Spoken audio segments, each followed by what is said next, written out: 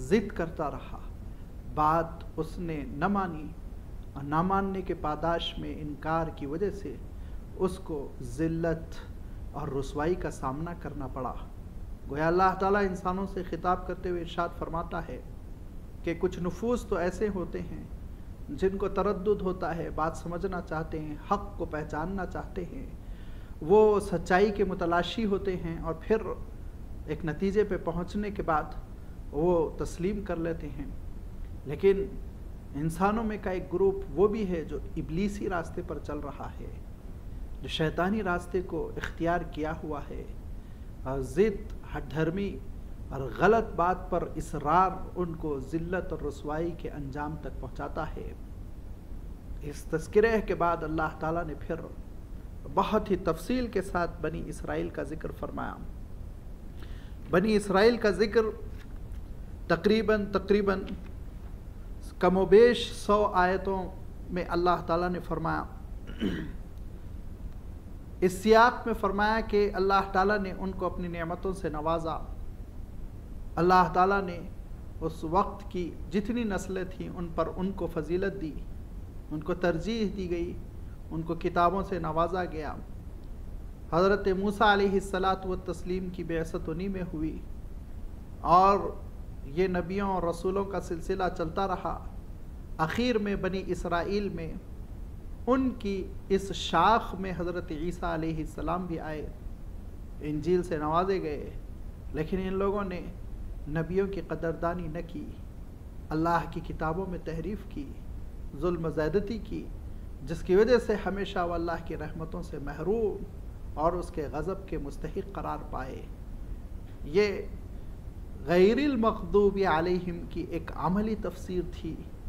آئینہ دکھا کر امت کو اور ساری انسانیت کو اس بات کی تاکید کی گئی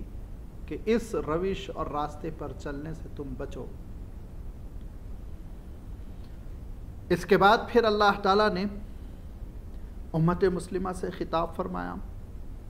اور یا ایھا الذین آمنوا کہہ کر جو خطاب ہوا، تو پھر اس کے بعد سے شریعت کے اہم احکام دیے گئے۔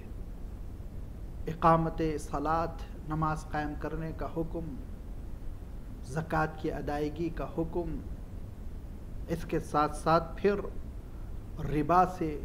سود سے بچنے کا حکم، اور روزوں کا حکم، حج کا حکم، اور ان چیزوں کے حکم کے ساتھ ساتھ اللہ تعالیٰ نے وہ احکام بھی ارشاد فرمائے جو عائلی ہیں، خاندانی ہیں،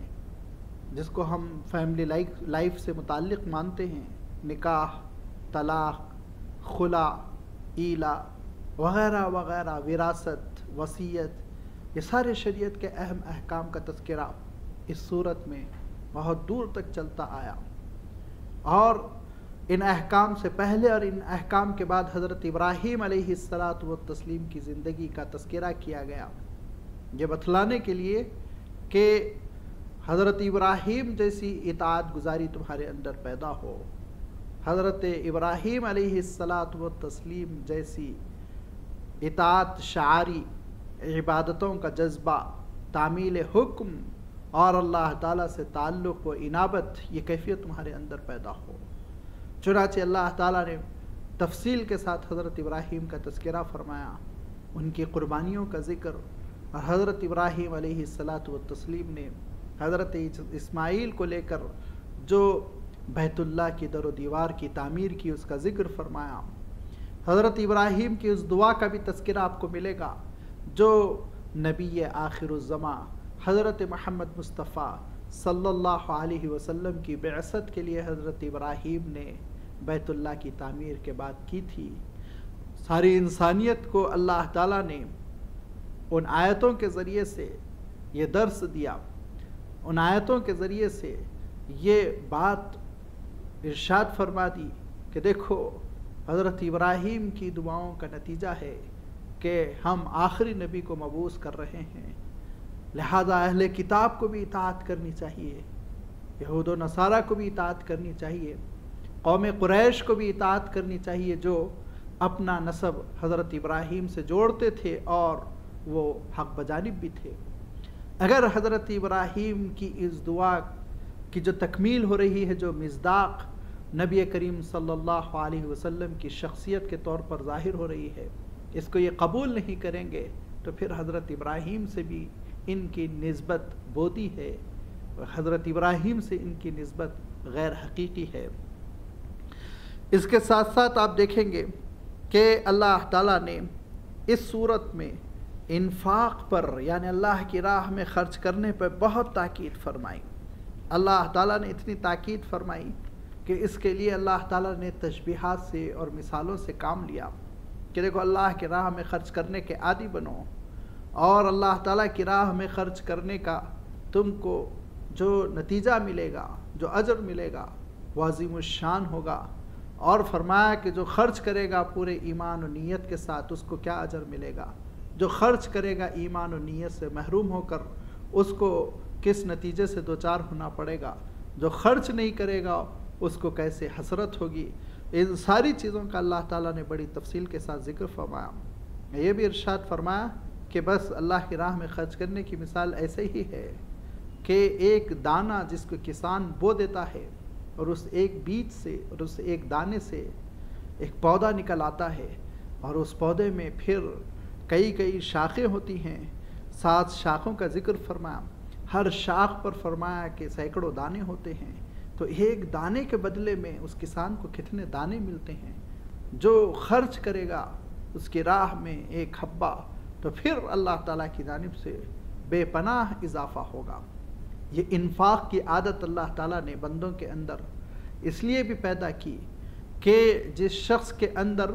مال کی محبت جاگزی ہو جاتی ہے، اس شخص کے اندر پھر دین کی محبت، دینی قدروں کی محبت، اللہ تبارک و تعالیٰ کی محبت اور اللہ کے رسول حضرت محمد مصطفیٰ صلی اللہ علیہ وسلم کی محبت بمشکل تمام ہی جا پاتی ہے۔ لہذا تاکید کی گئی کہ مال کو خرچ کرنے کی عادت ڈالو اور اللہ تعالیٰ کی محبت اپنے دل میں پیدا کرو۔ اللہ تعالیٰ نے یہ بھی ارشاد فرمایا کہ دیکھو اگر اللہ کی راہ میں خرچ کرنے کے بعد تم تکلیف پہنچاؤ گے، کسی کو ایذا پہنچاؤ گے، احسان جتلاؤ گے تو تمہارا یہ خرچ کرنا تمہارے کام نہیں آئے گا۔ اللہ تعالیٰ نے اس کے لیے مثالوں کا تذکرہ بھی فرمایا، اور آخر میں اللہ تعالیٰ نے یہ بات بھی ارشاد فرما دی کہ اللہ تعالیٰ کی راہ میں خرچ کرنا، یہ خیرات جس کو انسان سمجھتا ہے کہ اس کے مال میں کمی ہو رہی ہے، یہ دراصل کمی نہیں، بڑا اضافہ ہے، بڑی برکتیں لے کر آتا ہے۔ اور مال سینت کر رکھنا اور سودی کاروبار چلانا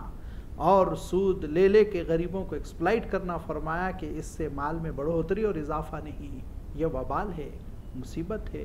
جان لیوا ہے۔ اس کے بعد اللہ تعالیٰ نے کچھ اور مالی احکام کا تذکرہ فرمانے کے بعد، جس میں رہن کا بھی تذکرہ ہے، جس میں اللہ تعالیٰ نے قرض لینے کی شکل میں لکھنے پڑھنے کا بھی ذکر فرمایا، ان سب کے بعد سورت کا ایک حسن اختتام ہے، واجب و غریب اختتام ہے، جس میں اللہ تعالیٰ نے اس بات کا اعلان کیا کہ یاد رکھو جو کچھ بھی ہے زمین و آسمان میں وہ سب اللہ تعالیٰ کی ملک میں ہے۔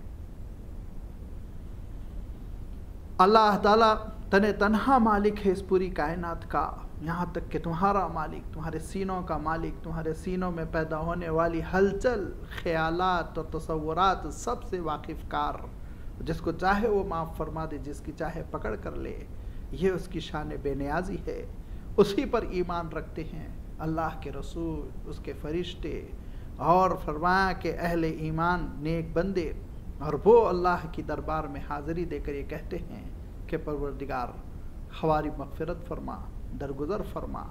اور ہماری نیکیوں کو قبول فرما۔ یہ وہ حسن اختتام ہے جو سورۃ البقرہ کے اخیر میں آپ کو ملے گا۔ سورۃ البقرہ ان نفیس اور بلند پایہ مضامین پر شامل ہے، ایک ایک آیت وضاحت، توضیح، تشریح اور پوری طرح اس کے الفاظ و معانی کی توضیح کی متقاضی ہے۔ آغاز میں اللہ تعالیٰ نے جو بات ارشاد فرمائی وہ حروف مقطعات سے تعلق رکھتی ہے،